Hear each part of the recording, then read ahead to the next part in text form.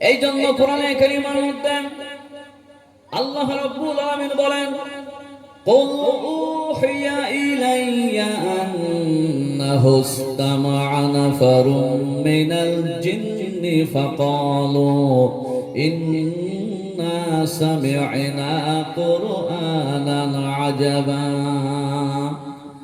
يهدي إلى الرشد فآمنا به ولن نشرك بربنا أحدا। আল্লাহ পাক বলেন, হে নবী, আপনি ঘোষণা করে দেন, আপনি বলে দেন, আমার কাছে ওহী অবতীর্ণ করা হয়েছে, আমাকে জানানো হয়েছে, জিন জাতির মধ্য হতে একটি দল তাহারা কোরআনে কারীম শ্রবণ করেছে এবং তাহারা বলেছে আমরা আশ্চর্যজনক কোরআনে কারীম শ্রবণ করেছি।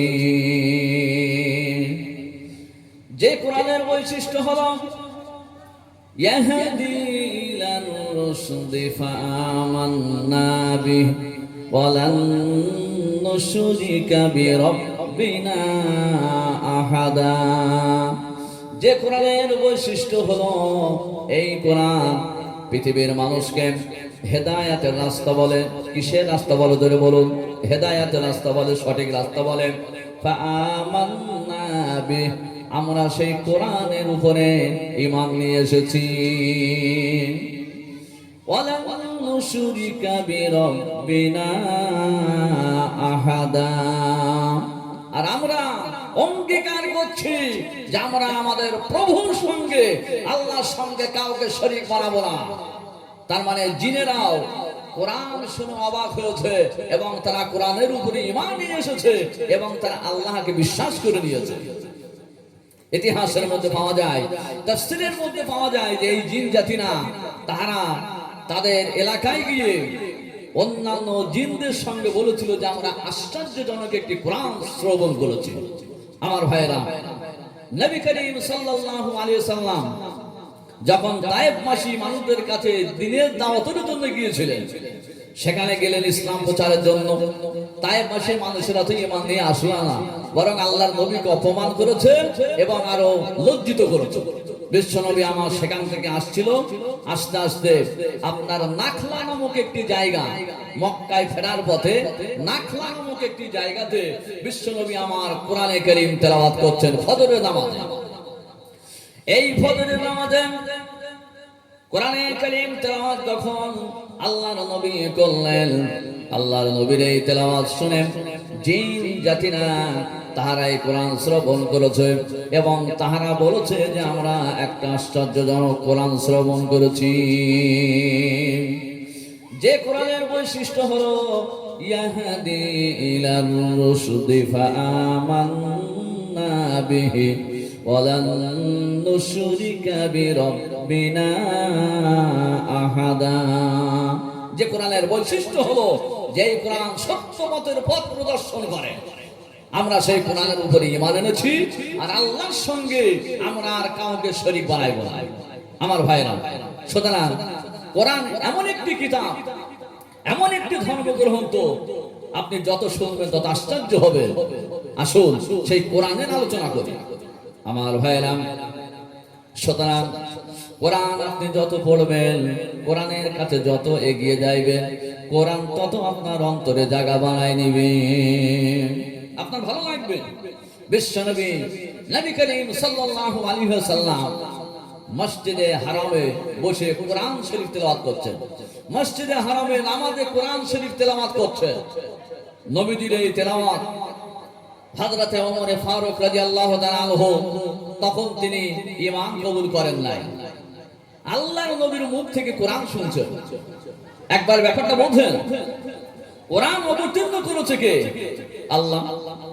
এই কোরআন অবতীর্ণ করেছে কে? আল্লাহ।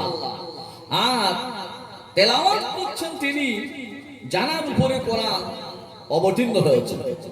নবীজি যখন কোরআন পড়তেছেন, হযরত ওমরের অন্তর ঠান্ডা হয়ে যাইতেছে।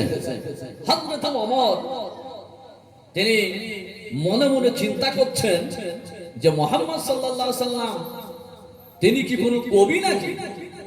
তিনি কোনো কবির কাছ থেকে গোপনে গোপনে কবিতা শিখে এমনই ভাবে পাঠ করেন নাকি? যেহেতু কোরআনের ভাষা এত সুন্দর, কোরআনের ছন্দায়ন, কোরআনের পদ্মায়ন এত সুন্দর ভাবে গোছানো, যা মানুষ পড়লে অবাক হয়ে যাবে। কত সুন্দর করে কোরআন সাজানো দেখুন।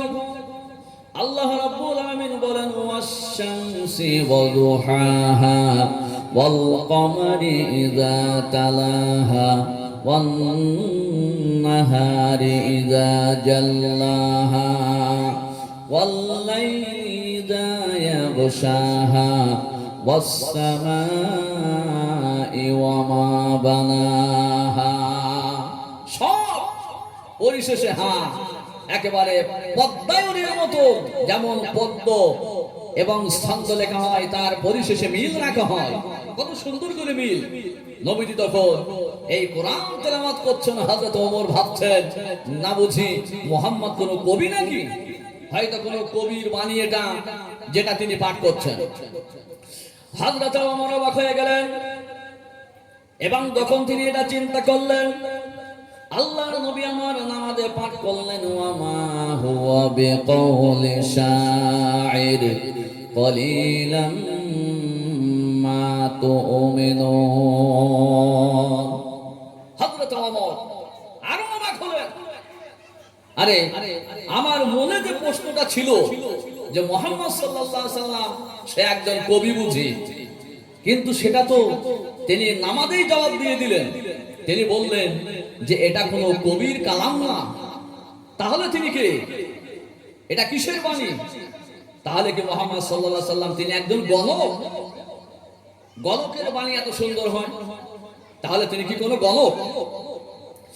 যখনই হযরত ওমর তানার অন্তরে যখন এই প্রশ্ন বসে গেছে, হযরতে ওমরের প্রশ্ন জায়গাটা বিশ্বনবী আমার নামাজে পাঠ করে দিলেন, ওয়ালা বিকাউলি কাহিন কলিলাম মা তাযাক্কারুন।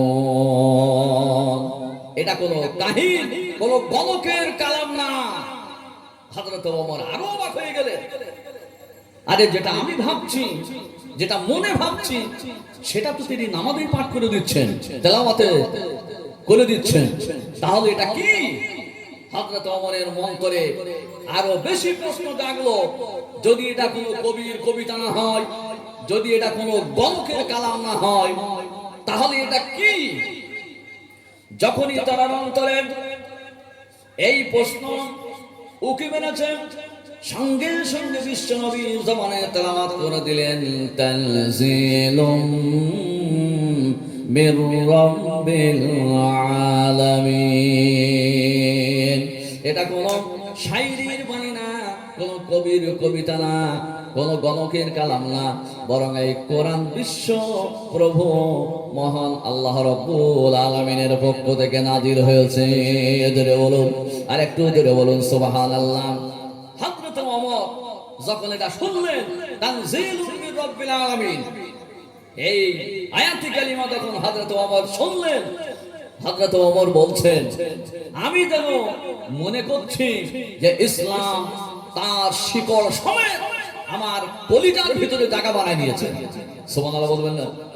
আমার ভাইরা, এই কোরআন এমনই একটি আশ্চর্যজনক কিতাব, আপনি যত পড়বেন, যত শুনবেন, ততই প্রবাহিত হবেন, ততই আকৃষ্ট হইবেন। আমার বন্ধুগণ, এই কোরআন যখন নাজিল হলো, কাফেরদের মধ্যে হতে কেউ তো বলল মুহাম্মদ সাল্লাল্লাহু আলাইহি সাল্লাম একজন জাদুকর, কেউ বলল মুহাম্মদ একজন বড় কবি, আবার কেউ বলল মুহাম্মদ একজন গণক।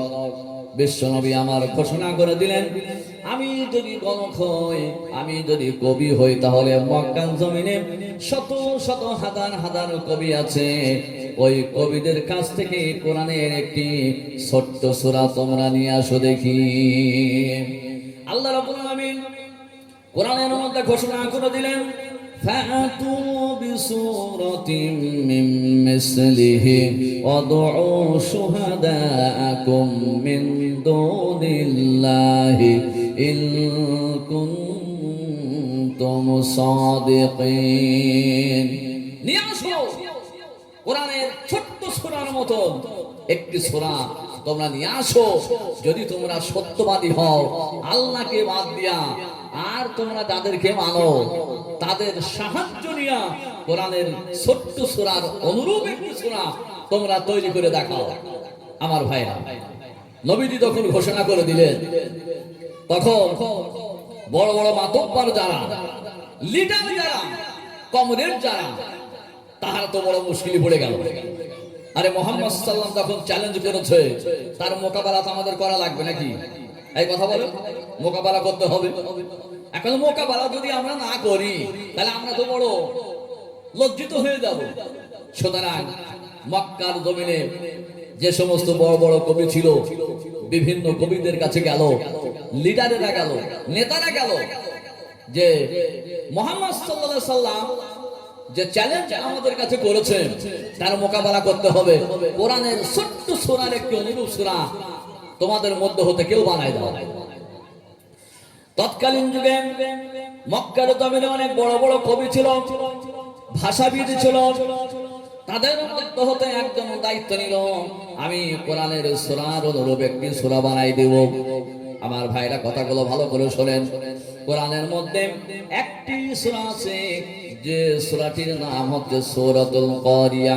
আছে কিনা কথা বলেন? সূরাতুল কারিয়া।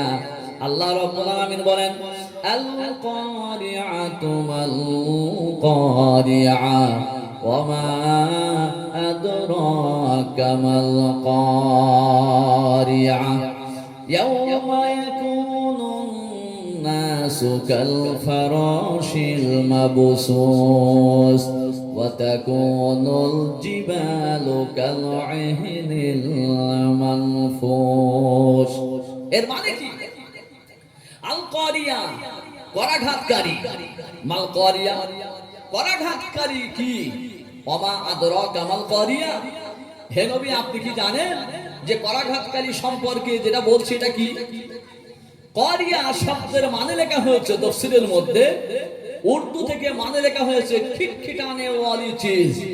তার মানে একটা বিকট আওয়াজ। কি ভাই? বিকট আওয়াজ। আল্লাহ পাক নবীকে বলছেন, হে নবী, এই আওয়াজ সম্পর্কে কি আপনি জানেন? ইয়াওমা ইয়াকুনুন নাসু কাল ফারাশিল মাবসুস। এই বিকট আওয়াজটা এমন একটা দিনে হবে যে কিয়ামতের দিন, সেই কিয়ামতের দিনে মানুষেরা পতঙ্গের মতো বিক্ষিপ্ত হয়ে যাবে। আমার ভাইরা, এই দিনটা বড় কঠিন দিন। এই কঠিন দিন সম্পর্কে আল্লাহ পাক নবীকে বলছেন, ওয়া তাকুনুল জিবালু কাল ইহনিল মানফুস। হে নবী, ওই দিনটা এমন হবে যেদিনে পাহাড়গুলো একেবারে তুলোর মতো উঠতে থাকবে। তুলো তেমন ওড়ে, আপনারা দেখেছেন না? আরে গ্রামাঞ্চলে অনেক সময় মায়েরা ভাইরা আপনাদের লেপ বানিয়ে নেন, বালিশ বানিয়ে নেন, তখন তুলোগুলো যখন ধোনা হয় তখন সেই সময় ছোট্ট ছোট্ট তুলোগুলো উড়ে বেড়ায় কিনা? এই কথা বলেন। আর ওড়ে কিনা? কিয়ামতের দিনে ওটা এত ভয়াবহ দিন হবে যেদিনে বিশাল বিশাল পাহাড়গুলো সেদিনে তুলার মতো উঠতে থাকতে। আল্লাহ পাক নবীকে বলতেন, হে নবী, ওই দিনে এই আওয়াজটা হবে। আমার ভাইরা, মক্কার কাফেরেরা, তার মানে একজন কবি, তিনি এই সূরার একটি নকল সূরা বানাইলেন। আল কারিয়াতু মাল কারিয়া ওয়া মা আদরাকা মাল কারিয়া। এখন খাতা কলম নিয়ে বসলো, বসে বানাইতে শুরু করলো। কি বানাইলো? সূরাতুল কারিয়ার বিপরীত সূরা বানাইতে শুরু করলো।